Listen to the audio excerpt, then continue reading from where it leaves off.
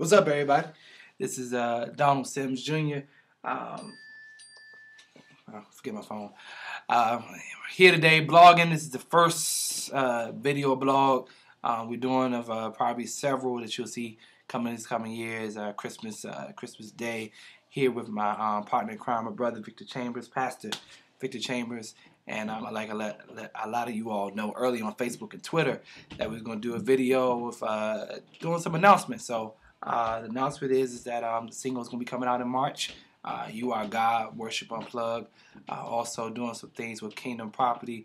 That's why Victor's here. He's the producer, the man behind the scenes, the vocals, all the stuff you hear. Anything that sounds like I remotely sound any good, he has something to do with it. But what's going on, Vic?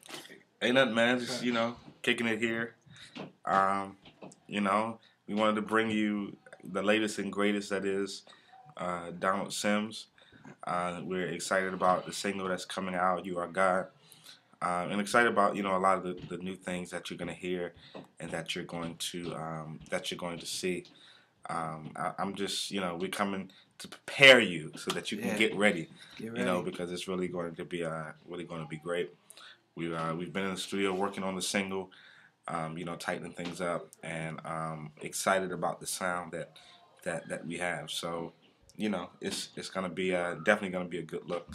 Definitely gonna be something that we believe is really gonna make waves in the industry, in radio, all across the country, and across the nation. So, we're really excited.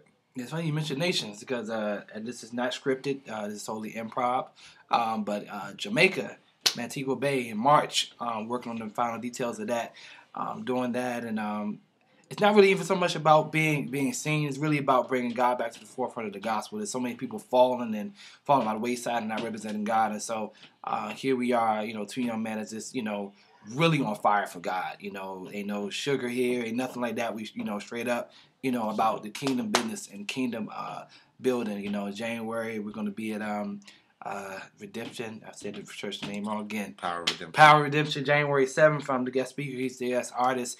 Going to be back again at Allentown, PA, end of the month for the Apostolic Movement Conference, I think it is. Apostolic Impartation. There we go. That's why he's here. I get something mixed up, but we just got a lot of things going on, and you're probably saying, well, why is sharing so much stuff going on? Why is it? Because this is the time, 2011.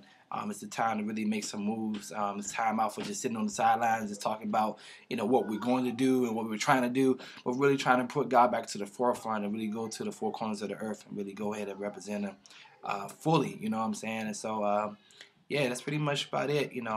Victor is the producer behind it. Our friendship, our brotherhood is super, super tight. And it's really about just music, man. Just bringing music back to what it's supposed to be. I remember when music was, when you listen to music when you're doing your homework and it kind of just soothe you out, kind of mellow you out. That's what we're trying to do. We're trying to bring that music that you can not just, Kuna Matata and, Bucket Hup or whatever, that's all good. But when you at home, when you at work and your boss just really got on your last nerve, pop in, You Are God, bing. You know what I'm saying? Hey, you can bring you back to everything back to your remembrance that you got in church. But just bringing church to your heart, bringing worship back to the forefront of God. So, that's pretty much it. Just stay tuned. I just admonish you all. Stay tuned. This is not just another blog. This is not just another hype, occasion, just some random stuff going on. It's really some things really going for the kingdom of God. And I'm rolling tough with Kingdom Property. Big shout out to Apostle T. Burns, the Guru, Kingdom Guru, and my family up there in Allentown, man. Love you all. Show me big love during the youth conference. That was last year. I'm looking forward to going back and doing that again. Them kids are on fire. This pastor here is bringing that true word, true anointed word out there. So, I know it may look like we hyping each other, but, who else to hype but your brothers? You know what I'm saying? So, true. That's where we at, man. So, stay tuned. Emails, all that stuff is coming soon or whatever. Just keep it on lock. You got anything else? Yeah. You know what? I just want to know about, this record, right? Worship Unplugged. Where did you come up with that idea, with that concept from? Well, Worship Unplugged came from my dad. A lot of people may not know, is in a convalescent home. He's been there for the past 5 years, and I've talked to some of the residents there, and they've always wanted. They like when people come around, and they come around at Christmas time and everything like that. Merry Christmas, by the way, everybody. And so But folks don't really bring the genuineness that we feel doing our own services. And so basically what we're trying to do is for you all that's going to bring us to your cities and to your states and to your churches, one of the things we have as a rule of thumb is when we come to your area, we want to be able to go to the hospice. We want to be able to go to the nursing home and not just go in there, with our clapping our hand. Yeah, that's fine and good, but we want to bring our instruments. We want to bring our mics. We want to bring our sound system. We want to bring it right there to the hospice, right there to the nursing home, and be able to minister to those folks just like we would do at your services, and not nothing else different. You know what I'm saying? Really bring it. So that's what Worship Unplugged is unplugging ourselves out of our own traditional state of mind and bringing worship to the forefront of God. All right, so that's where pretty much it came from. Okay. So obviously you consider yourself a worship leader, and I consider you a worship leader. What do you think is the downfall of the church right now as it relates to worship? Showmanship. I think worship, in the essence of it, really comes out of your own personal relationship, and it's almost like dating. You can really tell a good marriage by the way. They always say when the pastor's preaching, you always look at the first lady and see how she's responding to her. She's got her arms folded. They really had a bad night. You know what I'm saying? Right. But worship is just that intimate part of God where you're actually talking to Him about Him, not talking about Him about my next Stella or my next Grammy or my next big movie, whatever. But just really talking about just Him. And I think where we've gone wrong is that.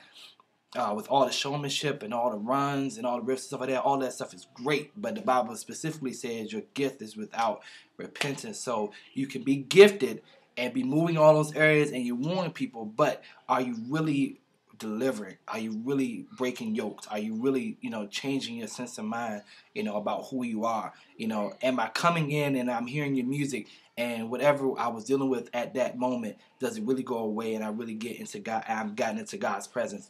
That's where really worship, the difference between being a worship leader and being an entertainer, do not cross, but it's really about really focusing on really the heart of the message is that, hey, can I really worship God? That's what I want people to hear, through the music, and through our connections and stuff together, really be able to feel, a sense of peace and feel the reverence of God.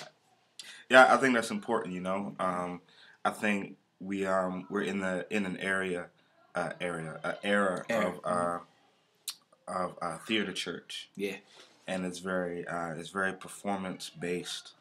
And while God is a God of creativity, and He does all things well, I think we need to bring some simplicity back into our worship. Yes, right. Because I think when we try to get too complex or too creative, one, we start to lose people in the complexity of what we're doing, and then two, it starts to take the attention off of God and place it onto the vessel. Right. When as a worship leader, none of the attention should be on you. Yeah. You should be drawing people into the experience that is worship. Yeah. So, what are you looking for to happen? With this record, Your God is Single. What message do you really want to send? I want to send to a point where, and this is going to sound very probably hurt somebody's feelings, but I want to be to the point where the worship leader is not needed.